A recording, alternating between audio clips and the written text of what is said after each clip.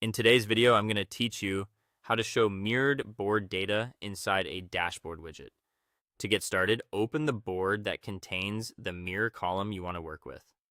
This is the board where the mirrored information is already being displayed, usually based on a connection to another board. Before doing anything else, take a moment to confirm that the Connect Boards column is already set up correctly. This part matters because the mirror column depends on that connection in order to pull in data. If the boards are not connected properly, the mirrored information will not appear as expected later in the dashboard. Once that connection is in place, look at the mirror column itself and make sure it is either already showing the data you need or is configured to show the correct values. This is an important checkpoint, because whatever appears here is what you'll be trying to use in your dashboard. If the data looks incomplete or incorrect on the board, it's best to fix that first before moving on. Next, open your dashboard.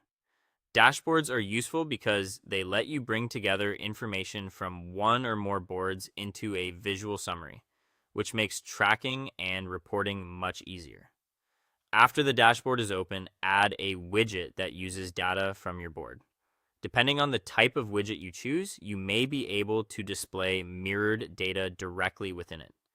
When setting up the widget, select the board you were just working in, then look through the available column options. If the widget supports mirror columns, choose the mirrored column you want to display.